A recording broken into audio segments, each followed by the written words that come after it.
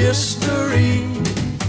Hi, and welcome to Seed Grower Stacker's channel as we look back in history through coins.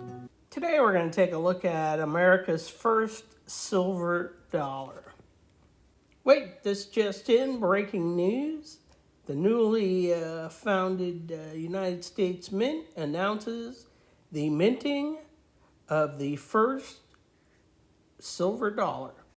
Many people can tell you that the first American silver dollar was the flowing hair dollar, first minted in America in 1794, and that the flowing hair dollar marked the beginning of the silver dollar coinage in the United States, setting a precedent for future designs and series. It set the precedent that the obverse would have an image of Lady Liberty and the reverse an image of an eagle, and also that on the obverse of the coin there would be the word liberty, and on the reverse of the coin would be United States of America. The flowing hair dollar also set a precedent for size and composition. As you can see, the flowing hair dollar had approximately 90% silver, came in close to 27 grams in weight, a diameter of 39 millimeters, and was round. So the real question is, was the flowing hair dollar America's first silver dollar? History would tell you no. Actually, the Spanish piece of 8 actually is considered the first American dollar.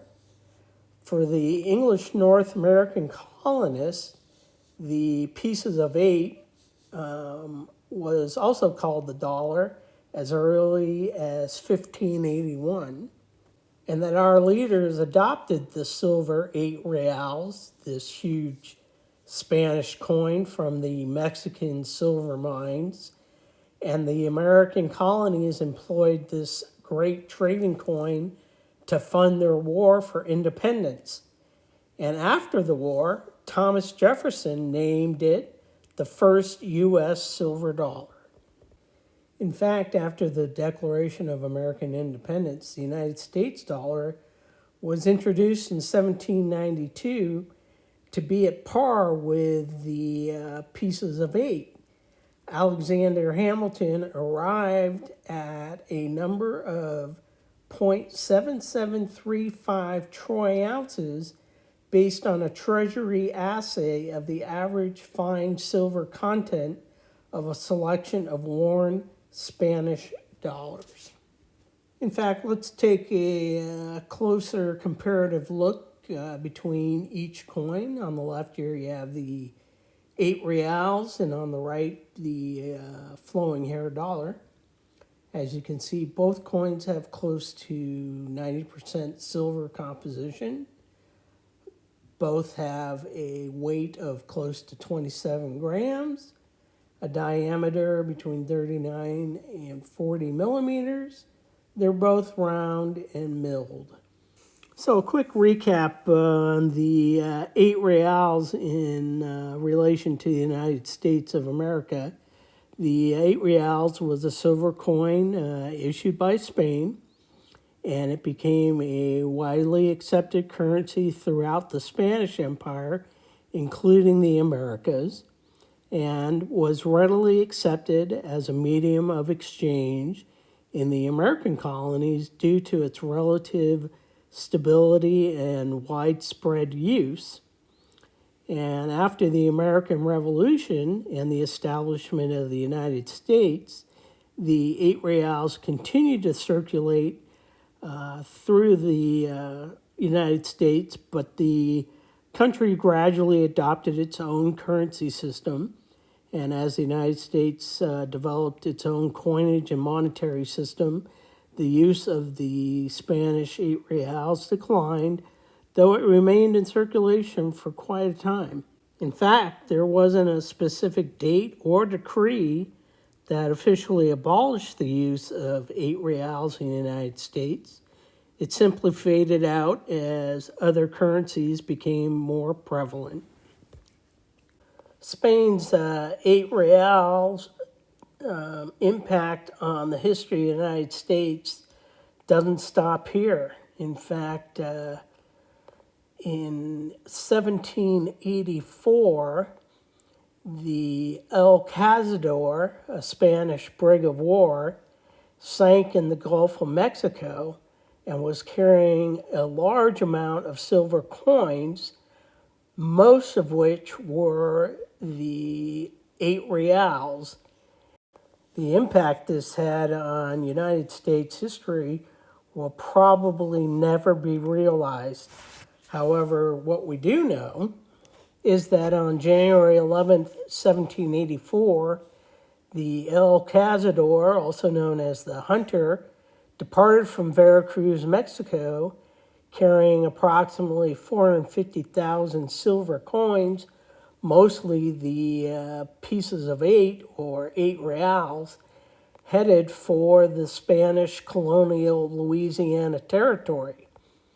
The ship and its cargo disappeared without trace in the Gulf of Mexico, sinking in about 300 feet of water. The loss of the El Cazador's treasure had a significant impact on the history of the United States. The Spanish colonial government in Louisiana desperately needed the silver coins to stabilize its weak monetary system. And because the coins never made it, they eventually had to cede the territory back to France. This was significant because by the turn of the century, Napoleon's plans to establish a French North American empire were disrupted by the Haitian Revolution, which left France without its main Caribbean sugar source. Additionally, France was facing a potential war with Great Britain and needed funds to finance the war effort. Selling Louisiana provided the necessary resources and allowed France to focus its resources on European affairs. This, of course, became known as the Louisiana Purchase of 1803. And as you know, the Louisiana Purchase essentially more than doubled the size of the United States at the time. And while we certainly realize the impact they had on the United States history from that point on, we will never know what would have happened to the history of the United States had the Louisiana Purchase never occurred.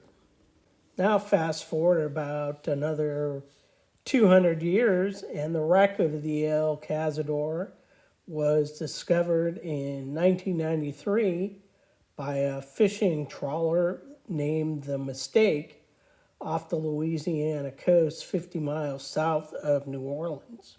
Fortunately, much of the treasure from the El Cazador has been salvaged, and to the great benefit of collectors of history and coinage alike, many of these coins have been graded and slabbed by the top companies that grade coins. And of course, here is one specimen I was able to obtain. If you made it through the whole video, congratulations. What do you get? You get my heartfelt appreciation, and such is the constitution of the human mind that any kind of knowledge, if it be really such, is its own reward. And remember, yes, coin collecting can be fun, but if you're not careful, you might learn something.